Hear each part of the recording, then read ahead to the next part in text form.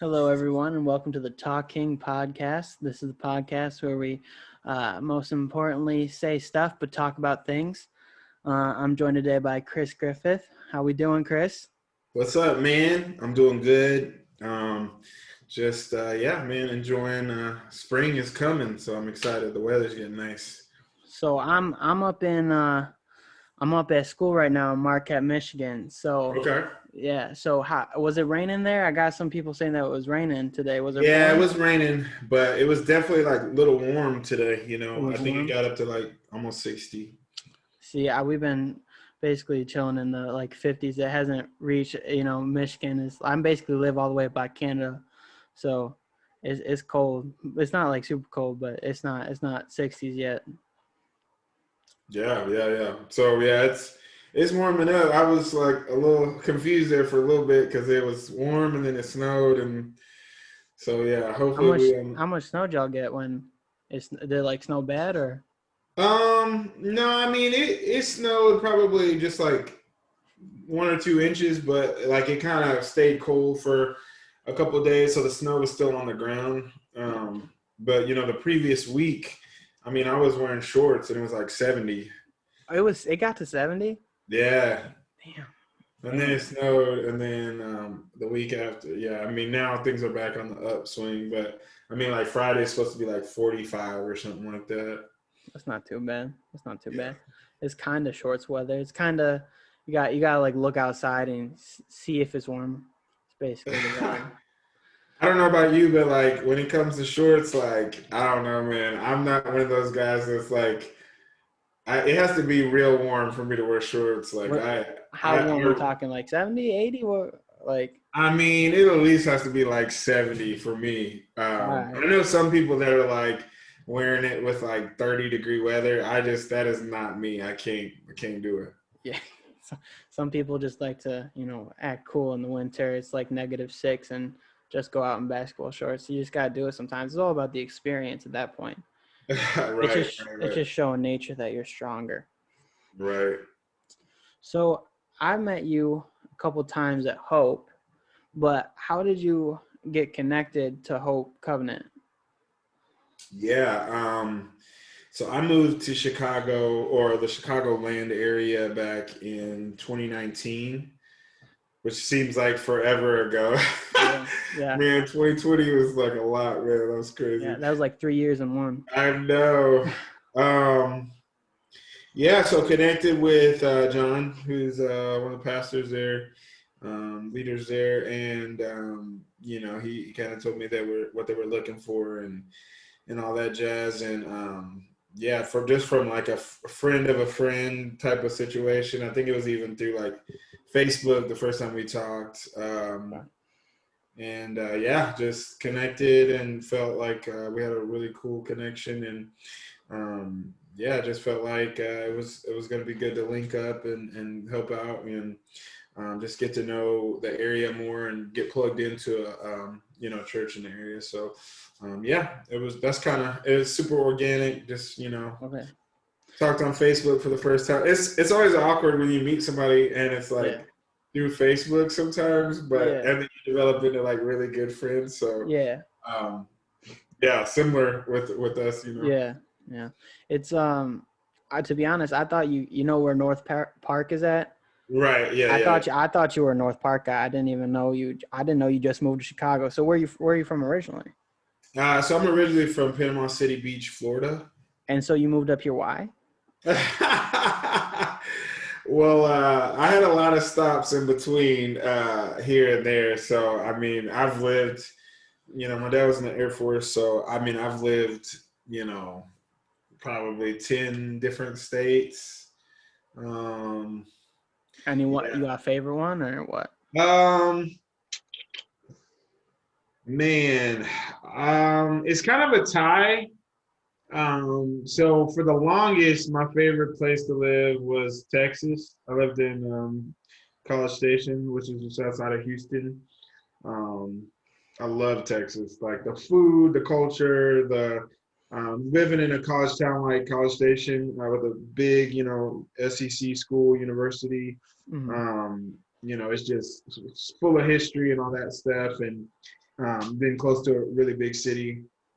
But I did back in 2015. I moved to Columbus, Ohio, and I really Your tie is with Ohio, Columbus. yeah, I loved Ohio, man. It's great. Ohio's a Everybody dogs on Ohio. Everybody says there's nothing there. yeah, no, man. Ohio's great. I mean, Columbus is a great city.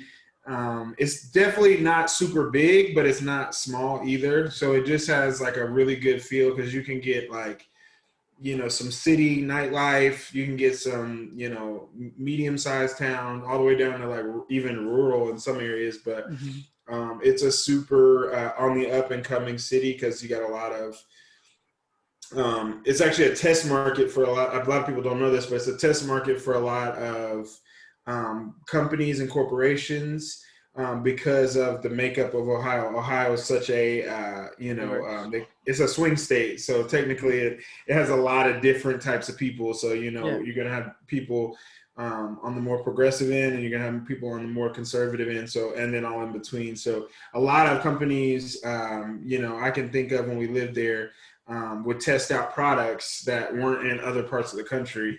McDonald's, That sounds Wendy's. kind of sketchy. Not gonna lie. That sounds. Yeah. Like It's, y'all just but get it's this supposed to be first. like the first. So I liked Ohio. And then, Ohio State is just like everything there. So Yeah.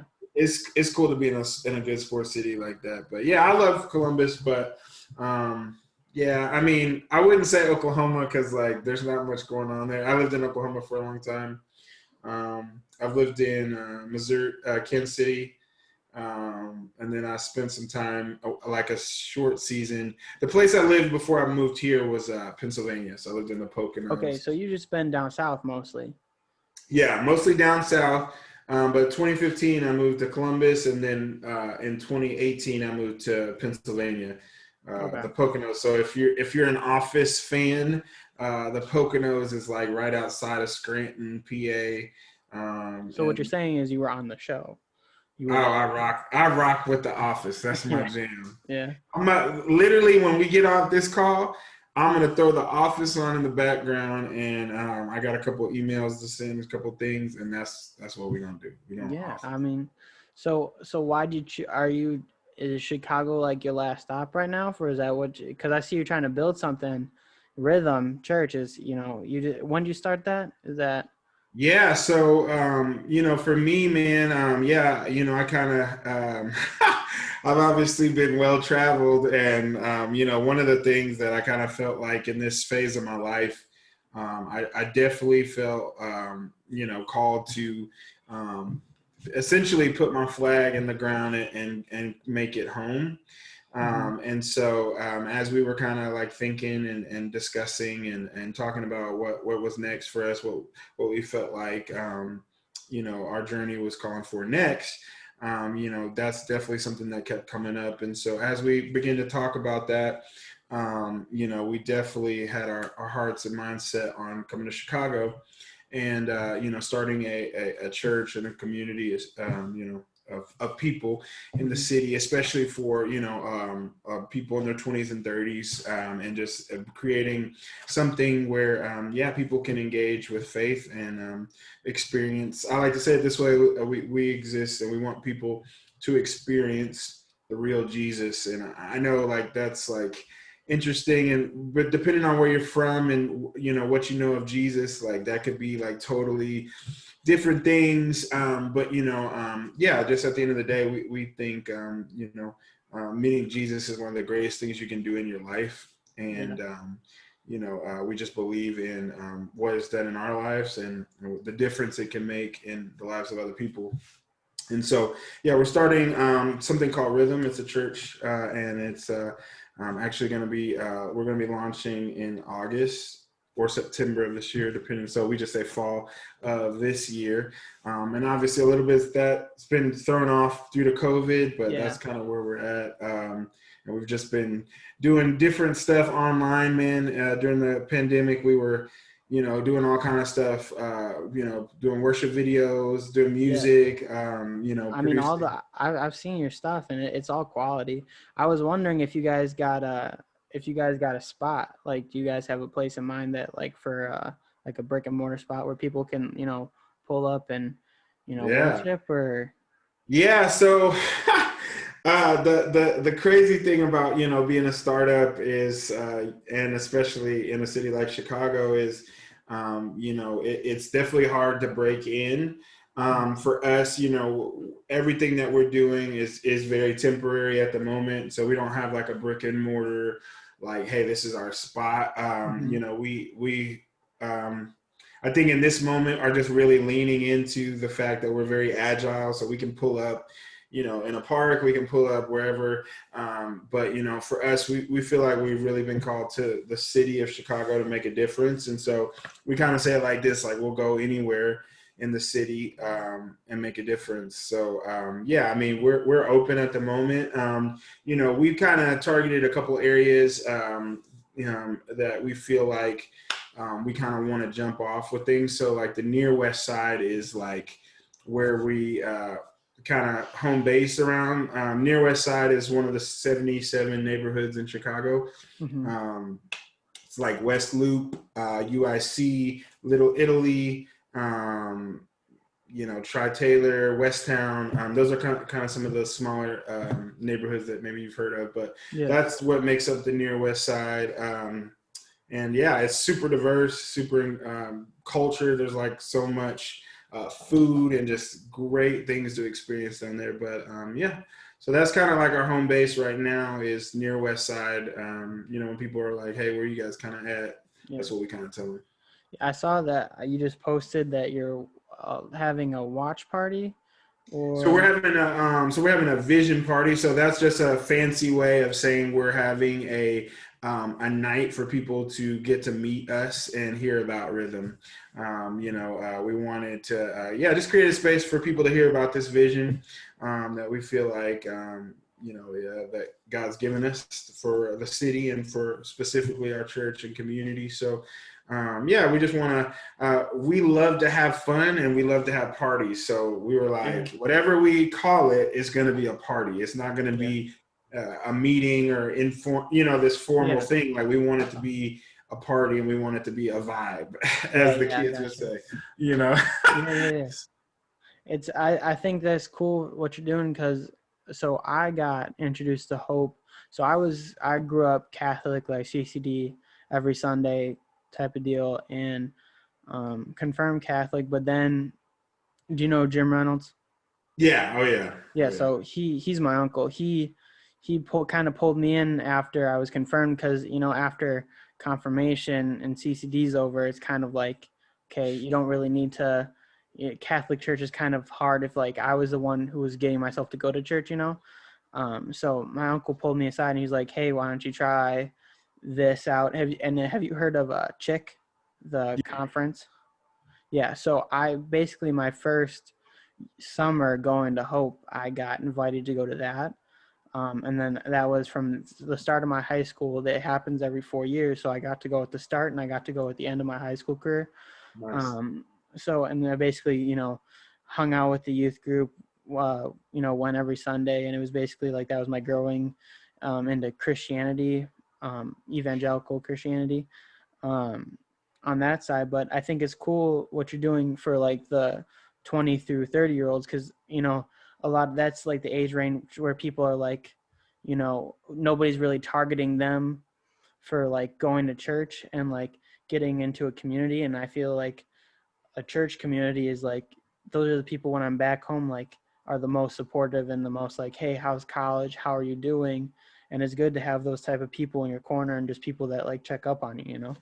Yeah, no, totally. I mean, I think if you look at the statistics of where people are at and just what happens in those spaces, a lot of people, grow up going to church or like their parents drag them somewhere. And then just kind of like that span in there, after college and they're like kind of find their way in the world. Like that's a space where a lot of people decide to step away and not really continue to investigate faith or like be engaged. So, I mean, I think it's a super important age. You know, it's kind of sad that be the case, but yeah, I mean, the statistic, I think I was reading the other day, I don't want to misquote it, but it was at least 75% of people right now that are leaving college are leaving their faith, which is like a staggering stat. And you know, many of them are, you know, obviously maybe down the road when they're, you know, they get married, they have kids, and they like settle down. They're like, all right, like now I can re-engage. Now I can live this kind of like, you know, stereotypical lifestyle. Yeah. You know what I'm saying? Now that I've like sowed my wild oats, so to speak. But yeah. So yeah, I mean, I think it's just, you know, I've always had a heart for that. I've always had a heart for people in that age range, and you know, I just think that, like you said, like it's kind of the forgotten crew of people when it comes to like church or faith. Like it seems that everything's, you know, more geared to like the older crowd, or more everything's geared to like kids and young kids, to even high school and youth groups. Like those are very, you know, a lot of time and energy is poured into that, which is great, but it's kind of like, what's that bridge? And so we just want to be a bridge, man. Well, I think also a part of it is like when you go to like a youth group or something like that, you can kind of cultivate ideas in youth better than you can in people who establish what their thoughts are on things already.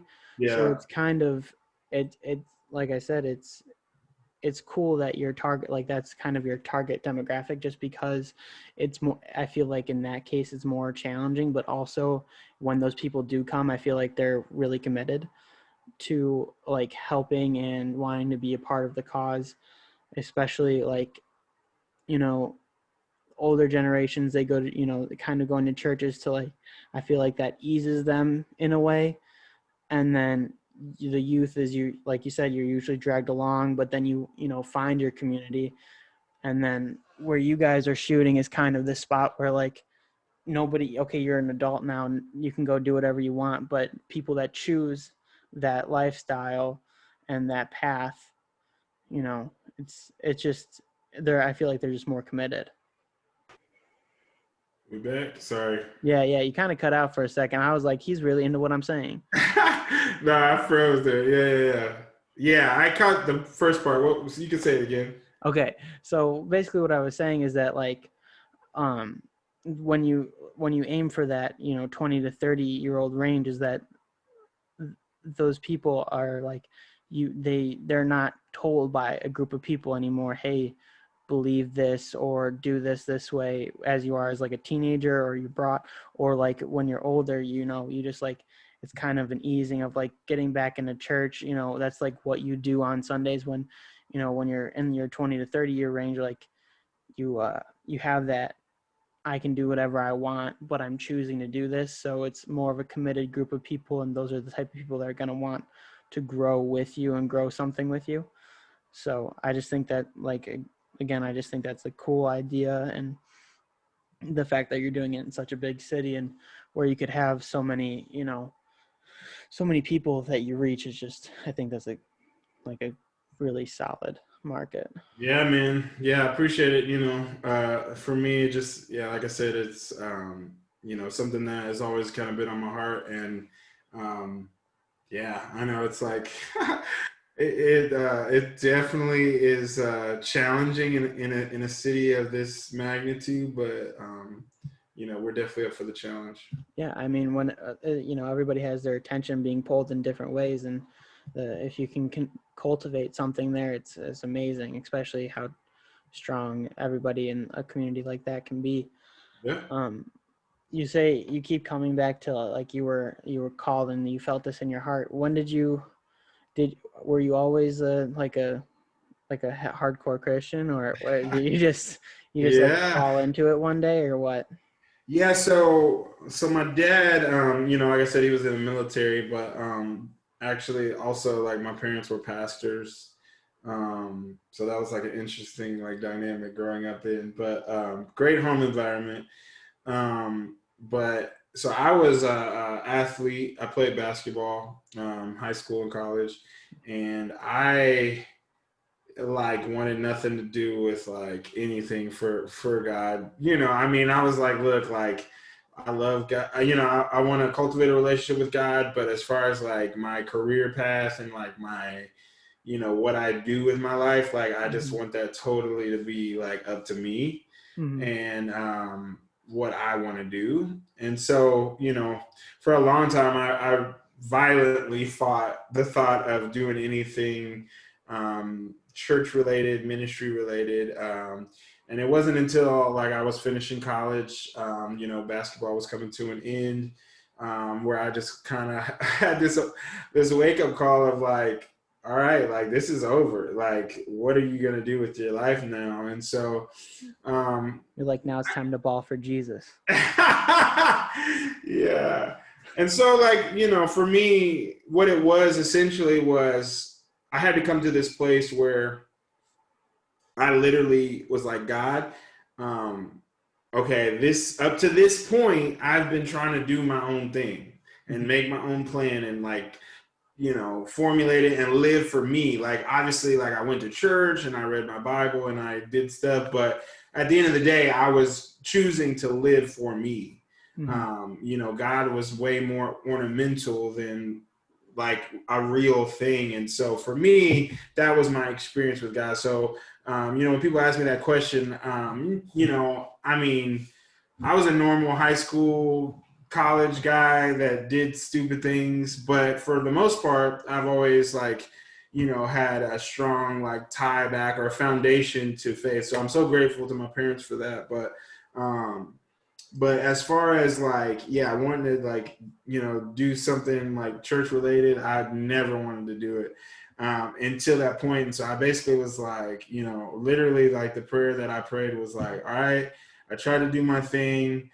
Clearly it did not work out. So like basically, God, whatever door you open, like I'll walk through. And, you know, I think you're, you know, like the great theologian Drake says, you know, God's plan is where it's at. So And you start giving out stats to people. That's what you gotta do. Yeah, so I just was like, all right. And so yeah, that kind of started me into this kind of journey in this path of I started out doing music in a church. And then that kind of just spiraled into just God birthing a heart for like I said, you know, people in their 20s and 30s and, you know, and reaching that demographic. So, yeah, it was definitely like it was one small step and just continue over and over again. Just like, it was like little step to inevitably where I'm at now. Even sometimes like I look at myself and I'm like, am I really doing this? Yeah. Like, am I really like, is this really real?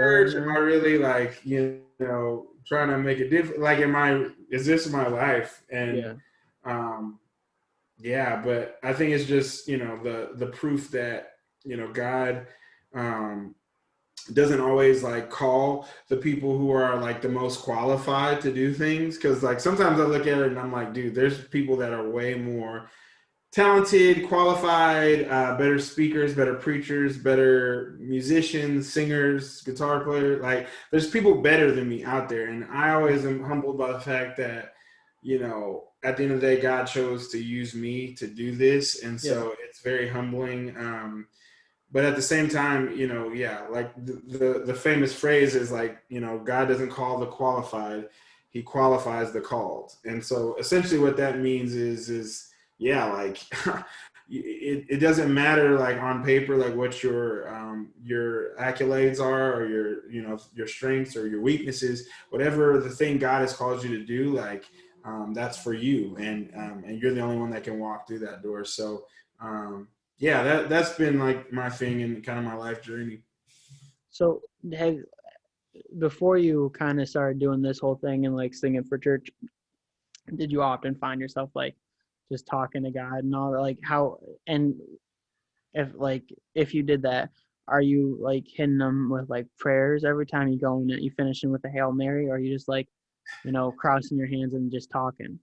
Yeah, you know, for me, man, like I said, I grew up in church. And so from a young age, like, I think I noticed different people in the way that they kind of related to God. And so, yeah, like I know some people when they kind of have this like, when they pray, it's more of a, I don't know, almost like just a kind of a religious practice, so to speak. And not that that's necessarily bad or anything like that, but for me, that just never really made sense.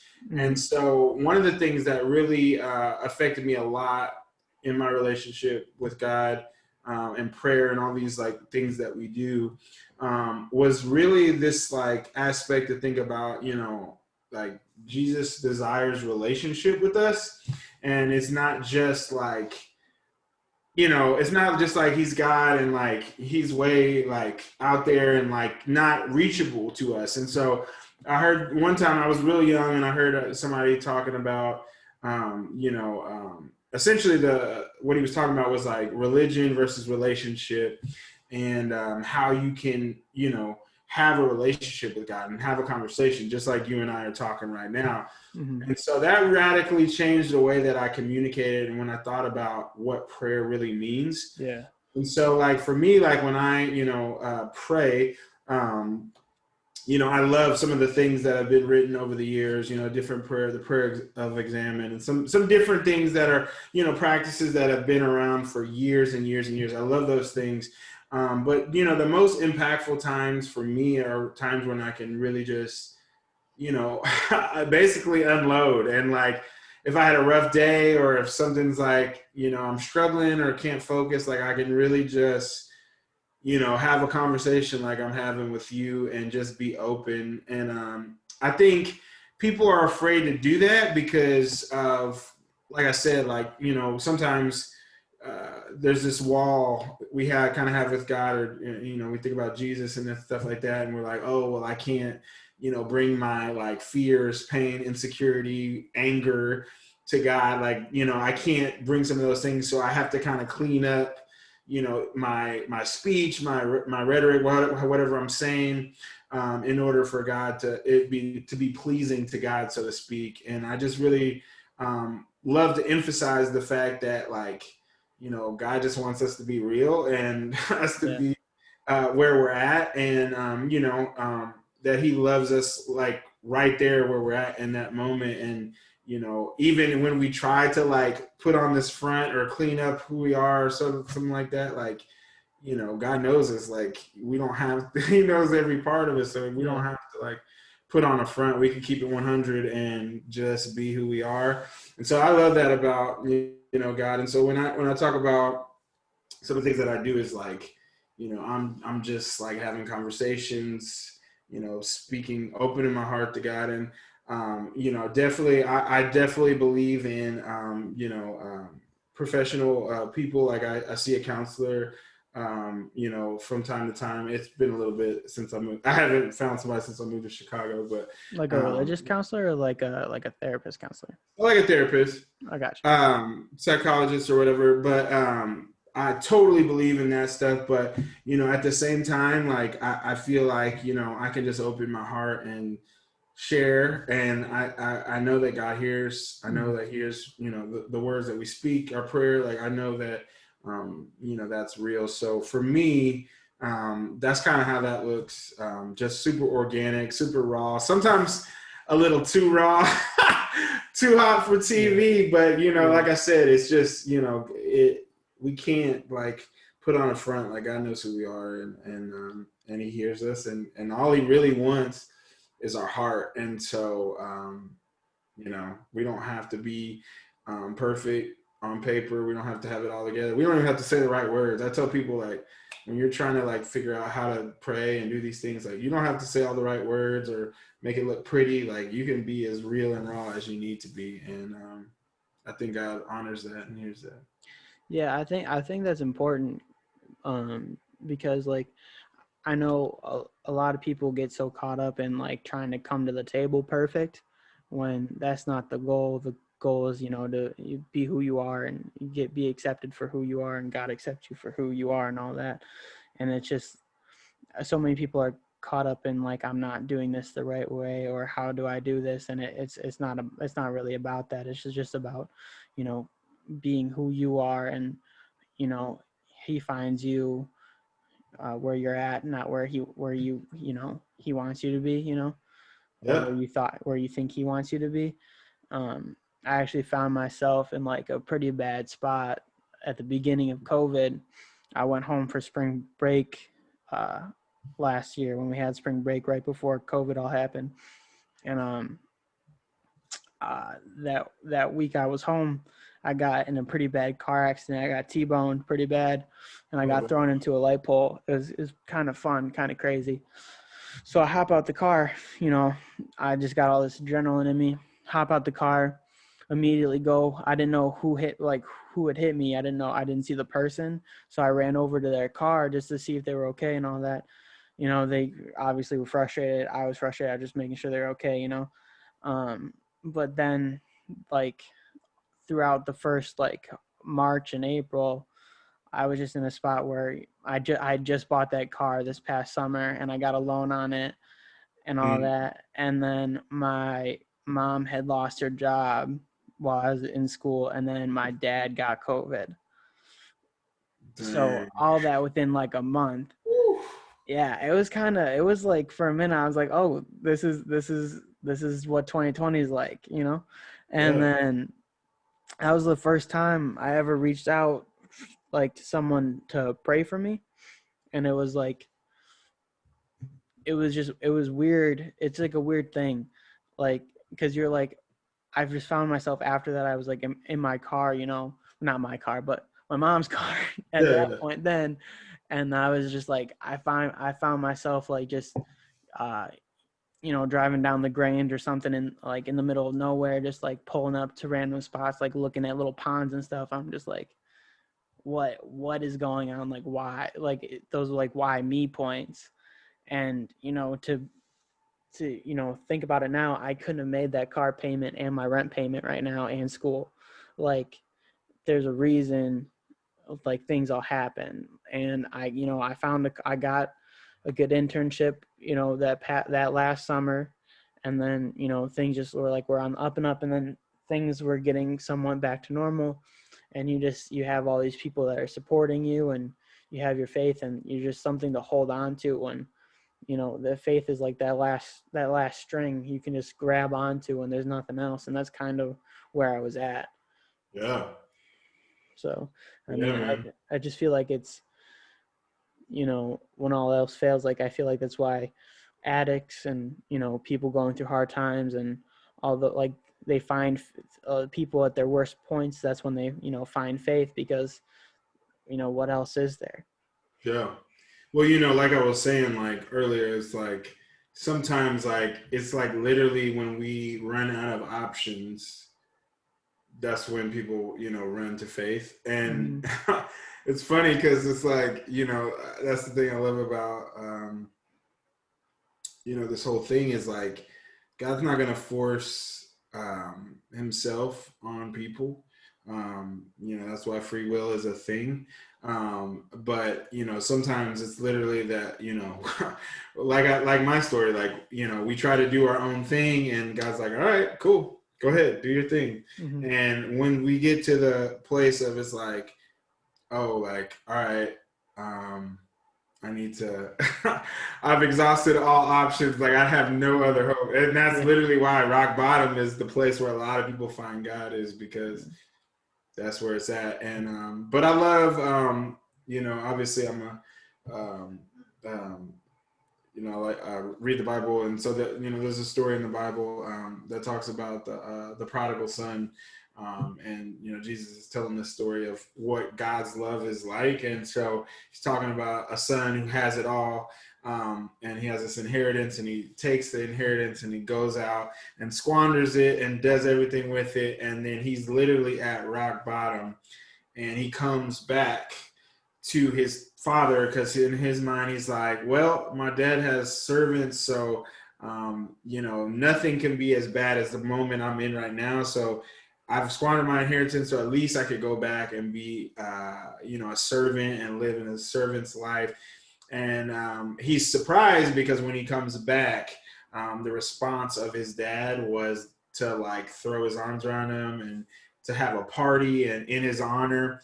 And that's kind of what it's like with God. Is like, you know, we think that, you know, we're going to be like cast out or like, you know, sent to be on our own and kind of have to figure things out. But like God loves us.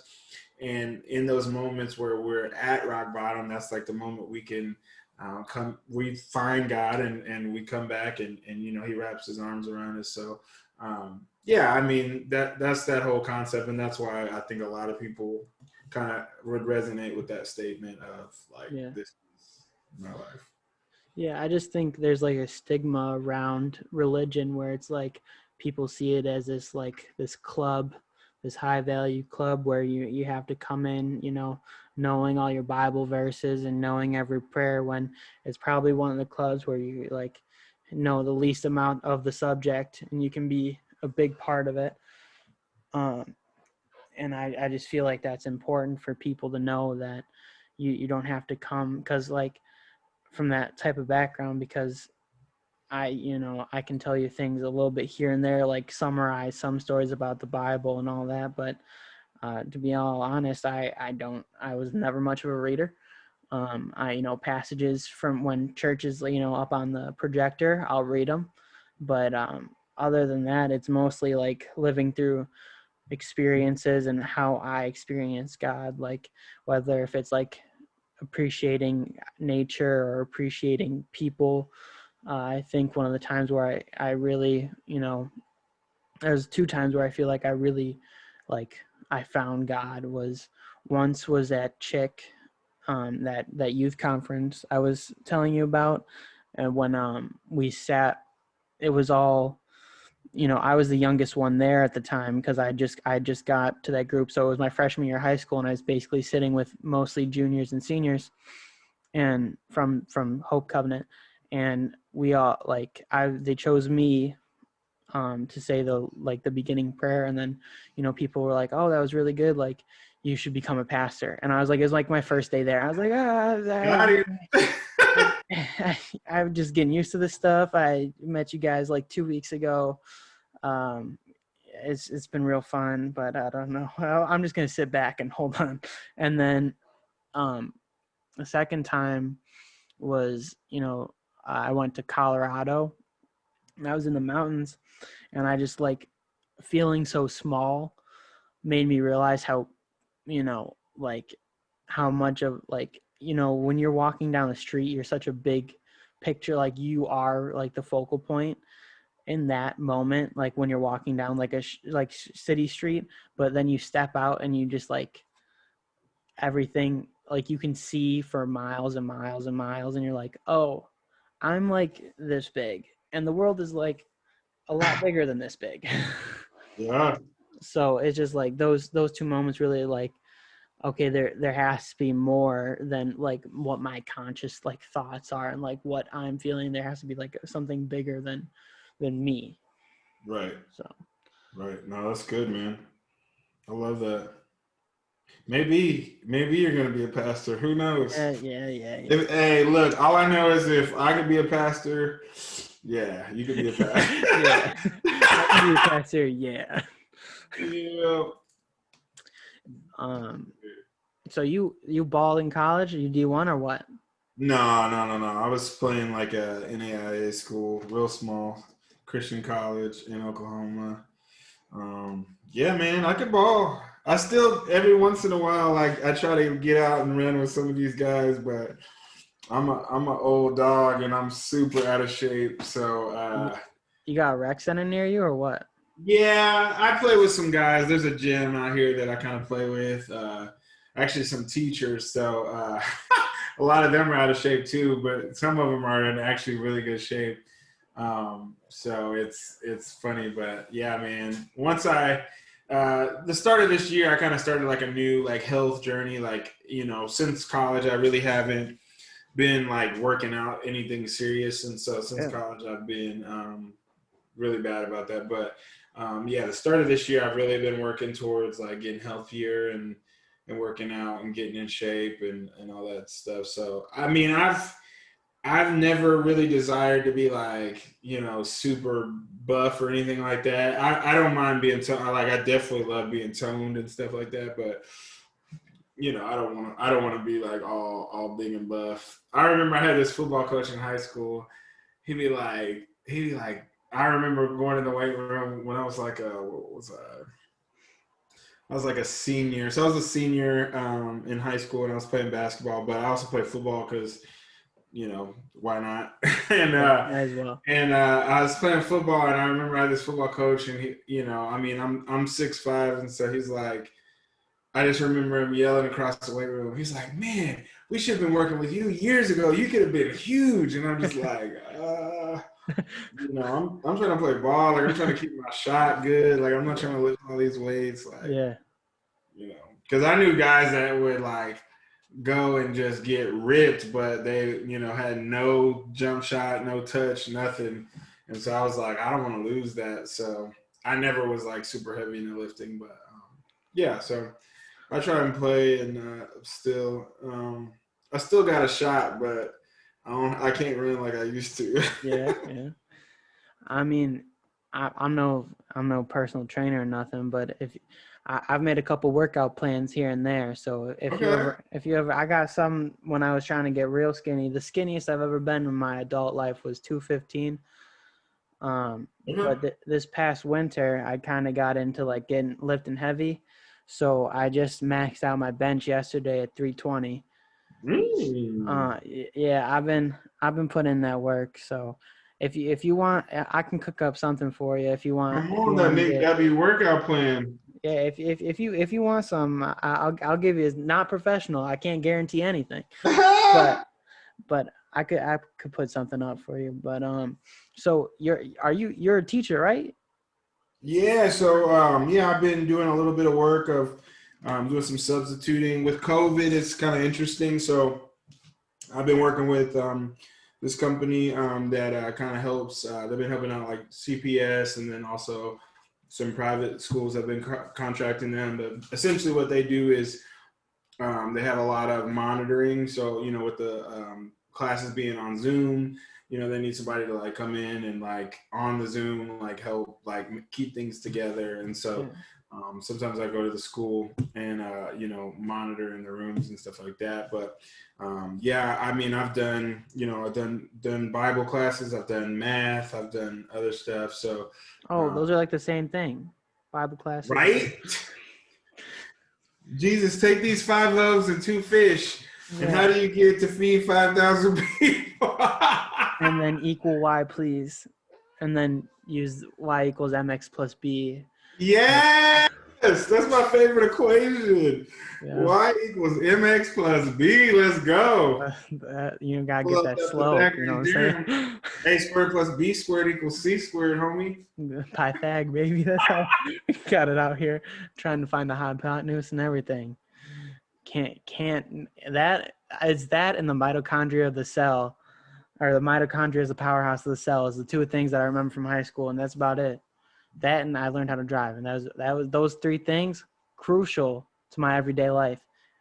Yeah, I was teaching the other day math, and it was algebra 1, and I was like, dude, like I haven't done algebra 1 since like freshman year of high school.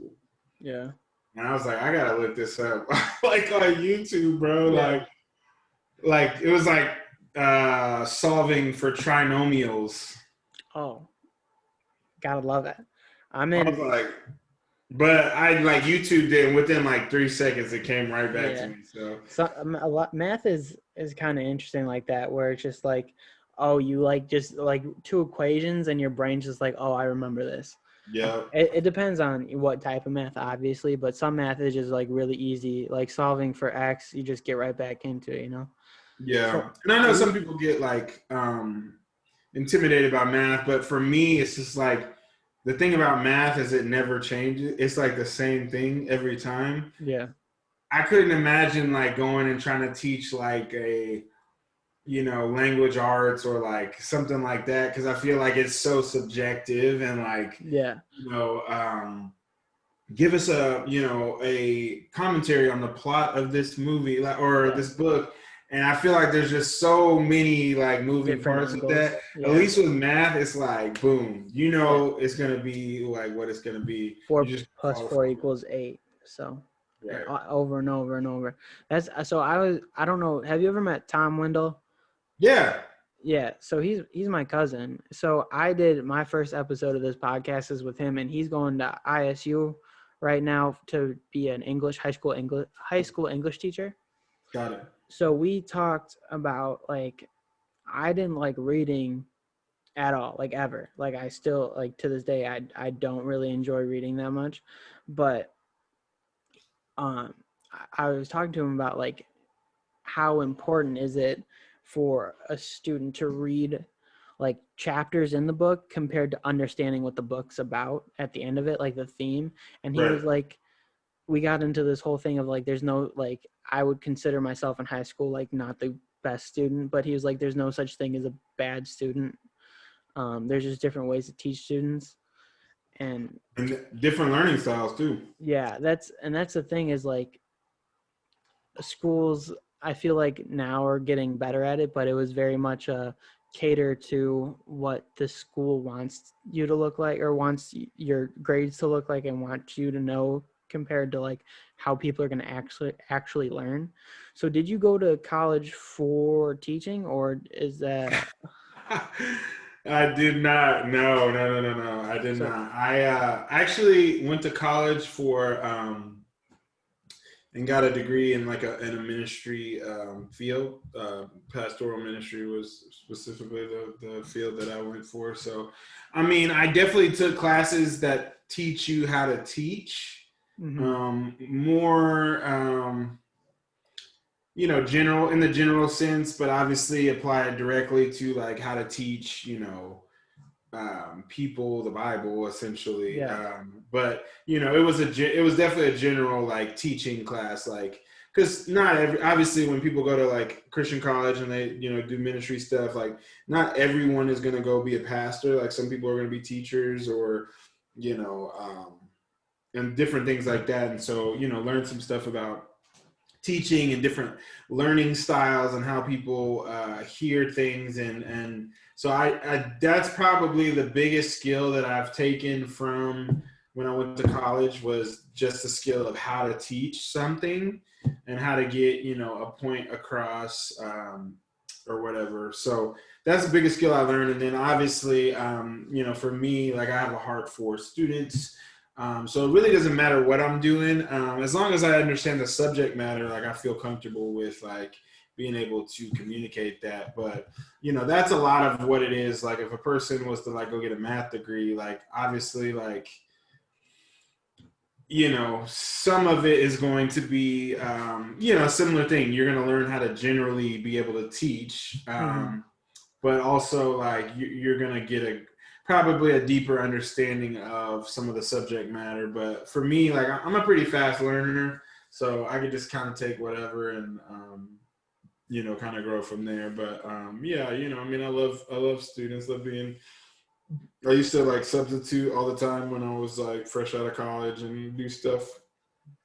And, it was a cool way to, I was in ministry, so obviously early on in ministry wasn't like a full-time gig. So, I was doing kind of little side jobs and it was just a good way to earn some extra money and then to be able to hang out with kids. So, I mean, it's interesting. Every day is it's exciting for sure. Some days I was like, all right, I don't know what this is going to look like.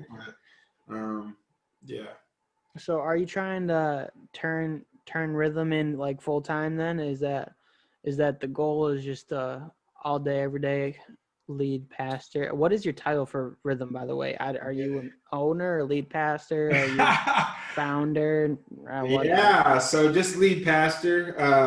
It depends on your background or your church heritage of how you would label that. Some people call it senior pastor. Some people say lead pastor. Some people just say teaching pastor. I mean, so essentially, my official title is lead pastor. My wife and I are the lead pastors together. So we kind of, do lead together. I know everybody's setup is different, but yeah, that's kind of how we do. For me, I know, I don't know, some guys and girls are more talented than me. I just know that it takes not just me to make something happen. So definitely love being able to co-lead something with somebody, and be able to utilize my strengths versus my weaknesses and that person's strengths and weaknesses. And in our case, it just kind of happens to naturally align. So my strengths would be her strengths would be my weaknesses and vice versa. So it's been really cool to do that. But yeah, the goal is to be rhythm full time, and more than that, just my goal is just to, like I said, make a difference in the city. So however that looks, I don't necessarily need to be 9 to 5 behind a desk, in a church office somewhere to be doing that. I'm way more relational. So I want to be out in the nitty gritty, in the middle of everything, mixing it up, meeting people, helping people, loving on people. You just need to get a Sprinter van with rhythm across the side of it and have a office in the back. That'd be pretty Hey, that would be dope, bro. Get a rhythm, hope van, just pull up in random neighborhoods and just pass out. You get some big speakers in that thing and host a live concert. Instant party wherever you go. Pass out Chick-fil-A sandwiches and that's kind of the vibe. And coffee and just all that stuff. I'm just saying, if that blows up, you know who started it. I'm just saying. Production. I'm just saying. But yeah, I don't know. So how big is your team? I know you gotta go. Is it the same crew every time that you record music with when you do those little worship recordings, or you got a set crew, or are you looking for people, or? Yeah, so we're always looking for people. Rhythm is not just about one person. It's not about me or my wife or even our current team. We want to create a space where people can come and make a difference and be a part of something bigger than themselves. And so, it's definitely interesting because I think a lot of churches, especially, are in this mode right now where, obviously a lot of people have been online, and there's been a lot of transition in life in this last year. And so for a lot of organizations, churches included, they don't necessarily know who's with them totally, who's, decided to move on, who, it's just been very interesting. So we started online and, we had a certain crew of people that, I can count on and say, I know these people, watch online, engage and stuff like that.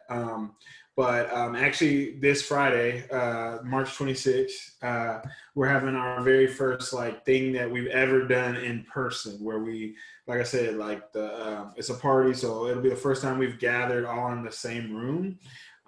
So it's kind of interesting. And so I don't really know. I know how many people have registered so far, but that's not a cop out. But, I would say between 30 to 40 people is probably, the people who would, consider Rhythm their church or their crew or their community. And so now we get to actually do it in the flesh. So it'll be exciting to actually be with each other and just hang. That's awesome. I bet you if you promote it like you've been, I've seen it, multiple times already, but promote your production's awesome online, dude. The quality and all that. I'm definitely trying to get on your level right now. Right now I'm doing this, but it's quality stuff. And when you record stuff, even when you do the pre-recording for Hope, you don't just give them a little guitar strum and say, here you go. You put effort into it, so that's it's noticed, at least by me, and if other people notice. I appreciate that. Yeah, like I said, we have an incredible team, especially when it comes to our video, audio stuff. Our team is incredible. We have a great production director who just is a beast. He's all world. His name is Jack. He's amazing. He just just has like a very high level of excellence when it comes to doing stuff. And so I vibe with that, because for me, and the people we're really reaching, we feel like it's that is an important aspect to like not just kind of throw something together and mail it in. Like we feel like we value like excellence in those areas, and so we want to I think for us it's kind of like been this heart of like God is we feel like God is worth giving our best. And so if we believe in this thing, if we believe in how we feel about God and our relationship with God, like we want to bring our best every time we do something and not just like mail it in. And that's not everybody's philosophy. Some people don't have that philosophy, which is okay. But for us, it's like we don't want to just like throw something out there, because we feel like we reflect God, and like we don't want it to be like, oh, that's just some church, That's a big burden. Yeah, we feel like, hey, like we're doing this for God. Like we're gonna bring our A game, and I think that God blesses that, and that there's definitely the ability. I heard this phrase several years ago, but I think it still rings true in my heart, is like excellence honors God, but it also inspires people. And so in our case, we want to inspire people to worship God with excellence and give them, not just like music. We talk about worship, it's not just a song, but it's actually our hearts and how we live and how we approach everyday life. And so in every area of our life, we want to give God our best, and we think that honors God. That's awesome. If you're gonna do it, you gotta do it all the way, right? Gotta go all the way. Gotta keep it 100. For sure. Well, I think that's a good spot to wrap up for me. Is there anything you want to add? Anything you want to say? Some social media stuff where they can find you? Yeah, for sure. So if anybody wants to link, you can just go to we're on pretty much every social media outlet platform. You can find us at Rhythm Chicago. We're on Facebook, Instagram, also Twitter, and then we also have TikTok, which is amazing. Ooh, yeah, TikTok. Our I would say like our content on TikTok, we're still trying to develop what that looks like, because not a lot of churches do TikTok, so still trying to figure that out. But we do have a TikTok, so we're on all those. And then my personal info is just Chris E, as in Edward, Griffith. Actually, my middle name is Emmanuel, but I don't know why I said Edward. But so Chris E, the middle name a little. I'm on Twitter, Facebook, and Instagram. It's funny because you messaged me on Facebook, and I like never check that. I literally do not. I deleted it off my phone, the Messenger app, and so I cannot. I get some of the weirdest Facebook messages from like people in like third world countries. I just was like, I'm so done with this. I was just reaching out from a different place, man. You didn't need to blow up my spot like that. No, you did. So I was like, yo, like text me or Instagram. That's really where I live at. Like I'm on both of those. Now TikTok. I'm on TikTok a lot. So any of those, hit me. I never check my Twitter. I don't even think I'm logged in right now. Twitter's dying. I think Twitter's the new MySpace. Yeah. It's weird because it's like it's getting all sorts of like negative and stuff. I only was ever on Twitter for like 2 seconds, and I like log in, change my profile picture, and like signed out. Because the last time I logged in on Twitter was just like when I was in like 5th grade, and I was like, okay, I probably should like change that to like me being in college, because it's kind of weird. So I'll definitely we'll link all your stuff down in the description of this video. And then our website is just rhythmchicago.org. Yeah, so we'll get all that down there. I appreciate you coming on and doing this, and hopefully we get some good feedback and do it again maybe Yeah, one time. yeah, for sure. Hopefully I get this out. Maybe try it Friday morning. So this Friday morning, so we can get people to see your vision party. Nice. Oh, I appreciate that. Yeah. So I like what you're doing. I think it's very different. I think it's very high quality, and not a lot of people put effort into the areas that you're putting effort into, and I think that's important. And more people should be like you, Chris, is what I'm trying to say. I'm just trying to tell everybody, hey, if there's a guy you should be like, it should be like Chris. Oh man, I appreciate that, dude. That's so humbling. I'm honored. Appreciate you. Well, I'm just gonna stop recording right. Thank you everybody for listening.